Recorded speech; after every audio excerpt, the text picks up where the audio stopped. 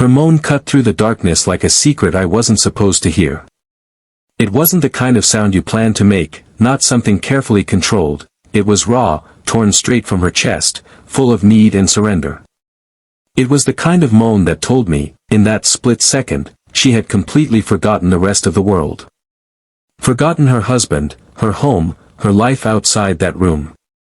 And maybe that was why it scared me. Because in that sound, I felt power. And in that same sound, I felt the danger. Her nails clutched at my back, her breath hot against my neck, her body trembling in rhythm with mine. I could have stayed lost in that moment forever. But even while passion had me locked, her moan echoed louder than it should have, like a confession, like she had crossed an invisible line and could never go back. Before I tell you how I got here, how a man like me ended up tangled in the sheets with another man's wife, do me a favor. If you're listening right now, hit that like button, share this video, and subscribe to the channel. Because what I'm about to share isn't just a story, it's a warning, a memory, and maybe even a little piece of me that still hurts. Alright, let me take you back to the very beginning. I never set out to chase a married woman. Truth be told, I wasn't even the kind of man who hunted for affairs. But temptation doesn't always arrive wearing red lipstick and short skirts. Sometimes it sneaks in wearing casual jeans, a polite smile, and eyes that look like they're searching for something you can't quite name. I met her in the most ordinary place, a coffee shop in downtown Chicago. It was one of those cold mornings where people shuffle in with coats and scarves, clutching their phones, already looking stressed about their day.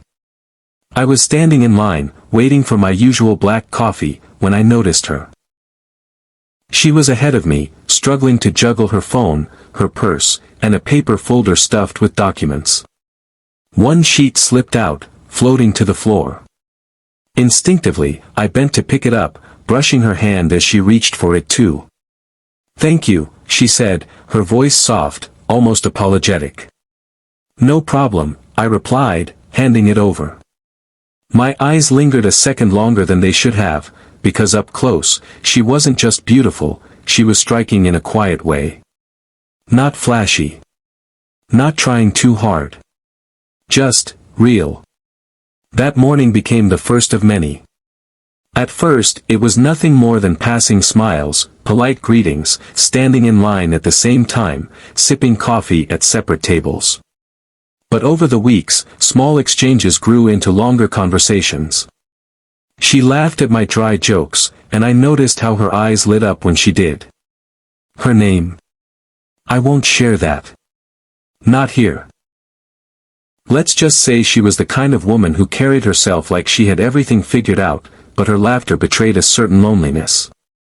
I didn't know then that she was married. Not at first. It wasn't until one morning, when she casually mentioned her husband doesn't even drink coffee, that the truth slipped out. I remember how it hit me, a jolt of reality, a silent warning. Married. Off limits. That should have been the end of it. But it wasn't. The thing about forbidden fruit is that the moment you're told you can't have it, you suddenly want it more. Our conversation stretched longer. She began sitting closer, her chair angled toward mine, her hand brushing the table near where mine rested. Once, she even reached across, laughing at something I said, her fingertips grazing my wrist. The touch lasted only a second, but my body remembered it for days. It started with coffee, but soon she suggested we grab lunch. "It's just lunch," she said with a smile that made me question if it really was. And from lunch, it became dinners. Dinners where she dressed a little nicer, where her perfume lingered on my shirt after we hugged goodbye. Dinners where her laughter grew softer, her eyes lingered longer, her silences said more than her words. By the third dinner, I knew I was playing with fire. And yet, I didn't stop. One rainy evening, after a late meal in a dimly lit Italian restaurant, I offered her a ride home. She hesitated at first, then nodded. Her house was in a quiet suburban neighborhood, the kind with trimmed lawns and cars parked neatly in driveways. As I pulled up to the curb, I noticed all the lights inside were off. She sat still in the passenger seat, not reaching for the door handle. "You don't have to walk me in," she said, her voice low, almost uncertain. I should have let her go. I should have said goodnight and driven away. But instead, I reached for her hand. And to my surprise, she didn't pull away. Her fingers tightened around mine, trembling, as though she was waiting for someone to give her permission to do what she already wanted. That was the night of our first kiss. It wasn't rushed, it wasn't clumsy, it was heavy, loaded, desperate. The kind of kiss that makes your chest ache because it feels like it's been waiting for years to happen. When she pulled back, her lips swollen, her breath uneven, she whispered, "I shouldn't be doing this." But she didn't move away. And I didn't stop. That was how it started. With coffee. With laughter. With a kiss outside her darkened house. I didn't know then that it would spiral into hotel rooms, whispered phone calls, stolen weekends, and moans that would haunt me long after she was gone. But I'll get to that. For now, I'll leave you with this: sometimes, the most dangerous sound you'll ever hear isn't anger or shouting. It's the sound of someone giving themselves to you completely, even if it's only for a moment. And her moan, her unprecedented moan, was the sound that changed everything. The kiss outside her house should have been the end. A mistake we'd both look back on with a guilty laugh, something we'd lock away in silence and never repeat. But it wasn't. Instead, it was the beginning of a hunger neither of us could ignore. The following days stretched painfully. I woke up thinking about her. I went to bed with the taste of her lips still clinging to mine. Every time my phone buzzed, I prayed it was her. And when it wasn't, I felt the disappointment like a stone in my chest. For 3 days, she didn't reach out. Not a text. Not a call. Nothing. I told myself that was good, that she had come to her senses, that I needed to move on. But when the 4th morning came and I walked into the coffee shop, there she was. Sitting at the corner table, her hands wrapped around a cup, her eyes locked on mine the second I walked in. She didn't smile. She didn't look away. She just watched me. And in that silent exchange, I knew we were far past pretending. I slid into the chair across from her. "You've been avoiding me," I said, trying to sound casual, though my pulse betrayed me. She bit her lip, staring into her coffee. "I was trying to. But I can't." The air between us thickened. She lifted her gaze, her eyes wide, glassy, as if she was searching for something in me she couldn't find anywhere else. "Last night," she whispered, "I dreamed about you. About us. And when I woke up, my husband was lying right next to me, but all I could think about was you." Her confession hit me harder than I expected. My throat tightened, my palms damp. "Then stop thinking," I said softly. "Start feeling." It was reckless, bold, dangerous. But the moment the words left my lips, she reached across the table, her fingers trembling as they brushed over mine. "Not here," she whispered. That was how it happened. How we crossed the line. She gave me an address, not her house, but a hotel downtown. "Meet me there," she said, her voice shaky, her hand lingering in mine before she walked away. I drove to that hotel like a man possessed. Every red light felt like punishment, every second a battle against the pounding in my chest. By the time I parked, my hands were shaking on the steering wheel. The elevator ride up felt endless. My reflection stared back at me from the chrome walls, and for the first time, I wondered if I was about to ruin not just her life, but mine. But when the doors opened and I saw her waiting in the hallway, all hesitation vanished. She was leaning against the wall, her hair loose around her shoulders, her eyes dark with a mix of fear and desire. She wasn't dressed like the woman I'd seen at the coffee shop or at dinners. No. She wore a fitted black dress, her lips painted a deep red, her perfume already lingering in the air. When I stepped closer, she whispered, "Are you sure about this?" I didn't answer with words. I kissed her. Hard. The room door barely closed behind us before our mouths crashed together again. She pushed me back against the wall, her hands fisting my shirt, her breath ragged. "This is wrong," she panted between kisses. "Then why does it feel so right?" I shot back, my lips tracing her jaw, my hands gripping her waist. She didn't answer, because she didn't need to. Her body already had. We stumbled toward the bed, a tangle of hands and lips, our hunger too strong to control. Her dress slipped off her shoulders, pooling at her feet, and I stood there, frozen for a moment, staring at her. She wasn't just beautiful. She was breathtaking. And the way she looked at me, like I was the only man who had ever truly seen her, made me forget every reason I should have walked away. I won't lie to you. That night wasn't careful. It wasn't slow. It wasn't two people testing the waters. It was an explosion. Years of her silence in her marriage, years of my loneliness, years of desire unspoken, all of it poured out in that bed.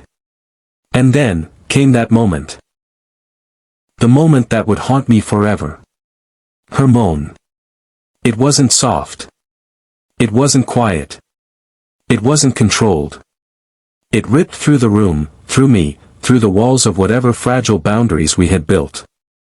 It was desperate, unrestrained, almost primal. And in that sound, she gave herself away completely. That moan wasn't just passion, it was confession. It was betrayal. It was surrender. For a second, it scared me. Because it wasn't just a moan of pleasure, it was the sound of a woman who had just stepped past a line she could never uncross. And I was the reason. We lay there afterward, our bodies tangled, sweat cooling on our skin, silence stretching heavy in the dim light of the room. She rested her head on my chest, her breathing uneven. "What have we done?" she whispered. I kissed her hair, though inside, guilt was beginning to gnaw at me. We did what we wanted. What we needed. She lifted her head, her eyes shining in the dark. Needed, or escaped. I didn't answer.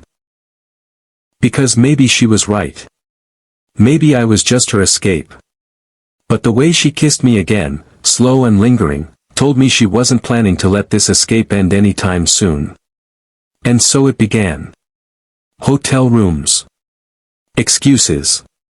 Lies. Secrets whispered in the dark. We built a world that didn't belong to us, yet we lived in it anyway.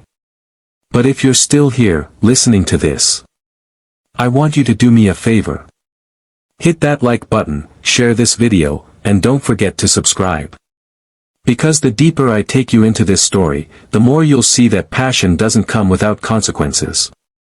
And her moan, the sound that first bound us, would later become the sound that haunted me.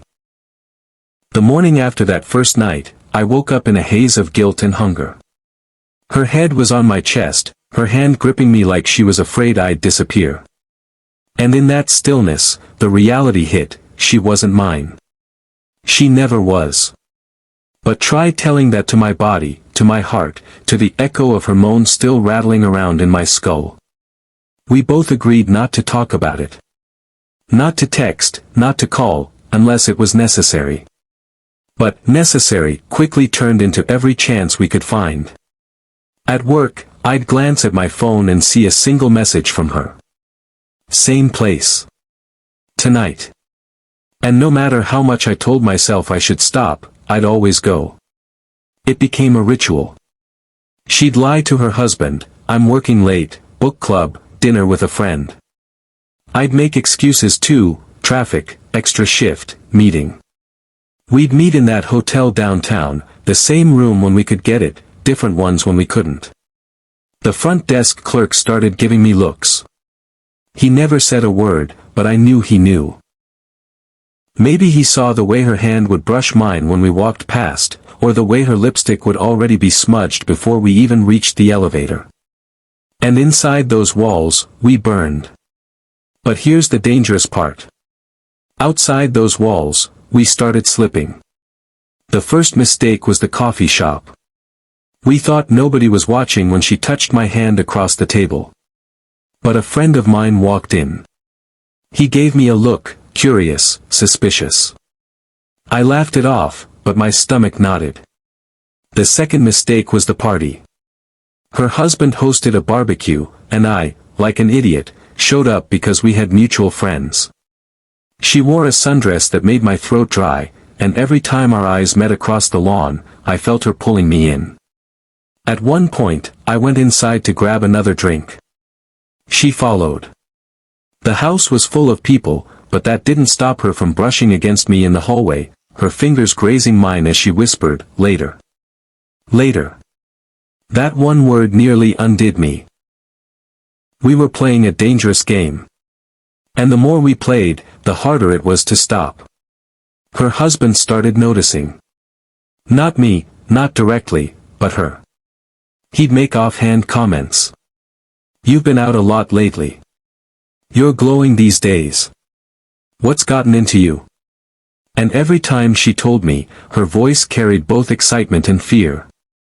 "I think he suspects something," she whispered one night as we lay tangled in sheets.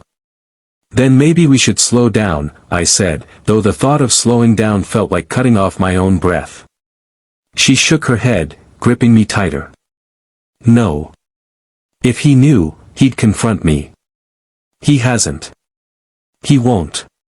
She said it with conviction, but her eyes betrayed her. And me? I started living two lives. One where I was the guy everyone thought they knew, quiet, hardworking, harmless. And another where I was hers, her secret, her escape, her addiction. The two lives began to bleed together.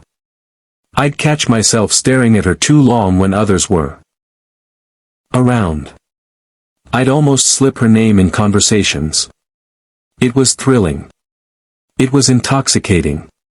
It was suicide. One night, she came to me different. Not dressed for seduction. Not painted in perfume and lipstick. She wore jeans, a hoodie, no makeup. Her hair was tied back, her face pale. "What's wrong?"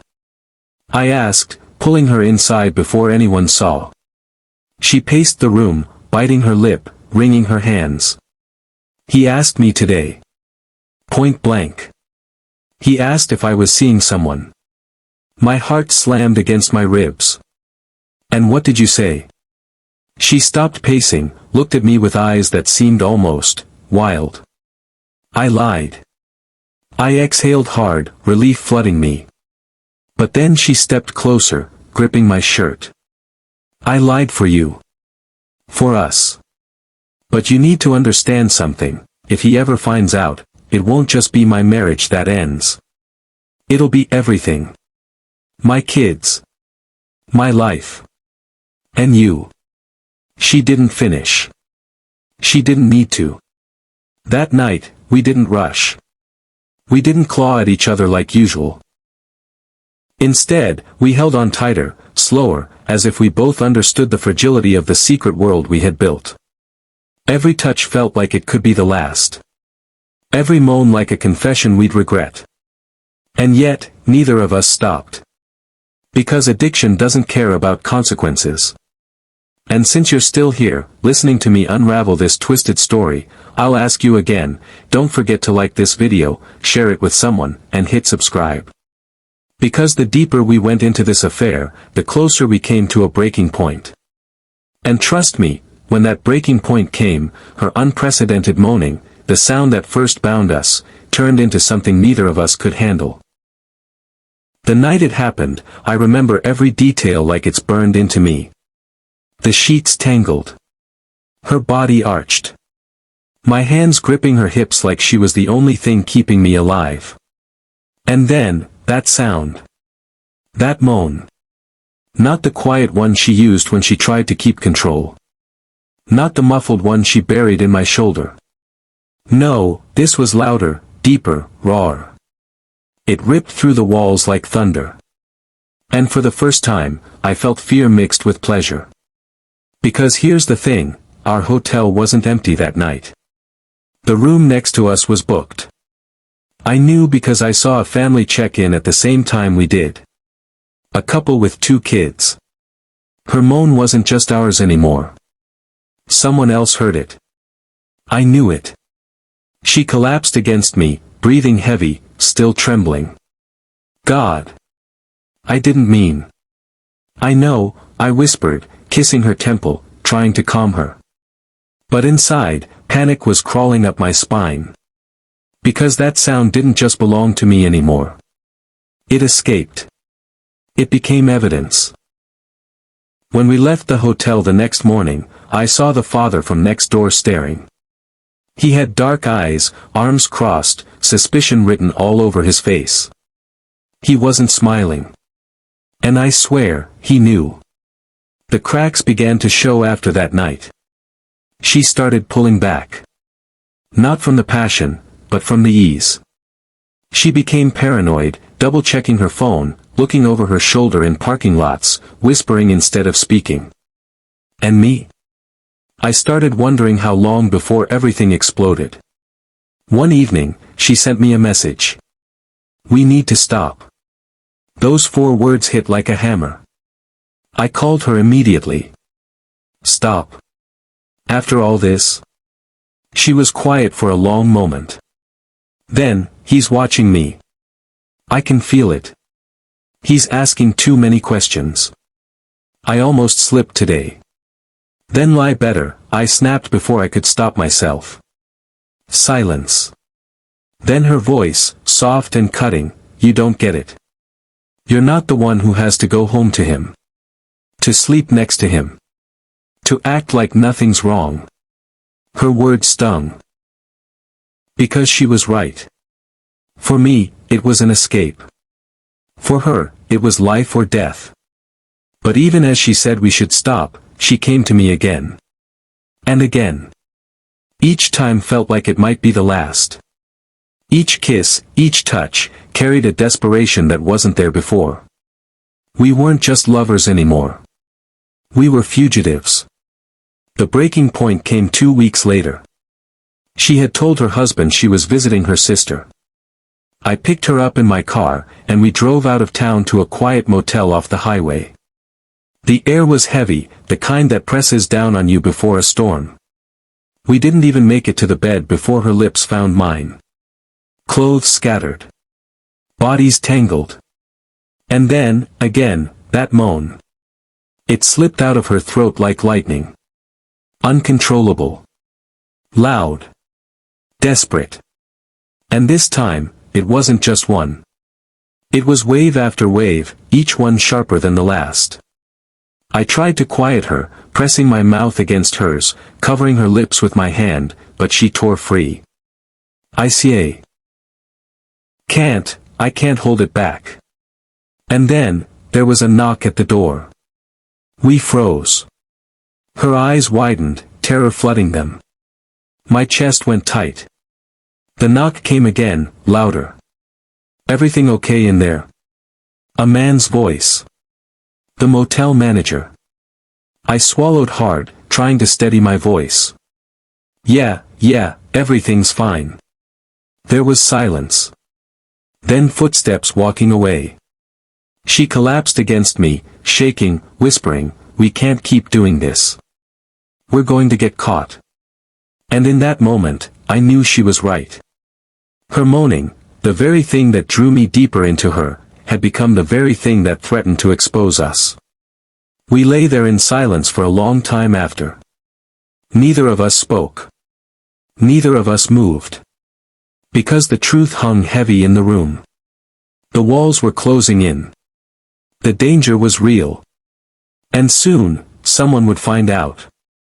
And since you're still with me, I'll remind you, don't forget to like, share, and subscribe. Because the next part of this story, it's where everything begins to unravel. There's a moment in every forbidden story when the rush starts turning into regret. For us, that moment came faster than I ever imagined. Her moaning, God, the very sound that used to drive me insane with hunger, wasn't just passion anymore. It was a risk. A signal. A flare shot into the dark sky, announcing what was supposed to stay hidden. And eventually, someone followed the smoke. It happened on a Thursday. She had told her husband she was running errands. I picked her up like always, my heart racing as she slipped into my car. Her hair tied back, her lips glossed, eyes darting like she was afraid someone followed her. We didn't waste time. We drove to a cabin outside the city, a place I thought no one would ever find us. The second the door closed, she was on me. Desperate. Clawing. Kissing me like it was the last time. And maybe, deep down, we both knew it was. The cabin walls were thin. The air was still. And when her moans began again, wild, unrestrained. It felt like they could have cracked the wood itself. I tried to silence her. Tried to hold her. But she was too far gone. The sound of her climax filled the room, filled my chest, filled the entire night. And then, footsteps. I froze. She froze. The footsteps weren't imagined. They were real. Heavy. Slow. Coming closer. My blood turned to ice. There was a shadow outside the window.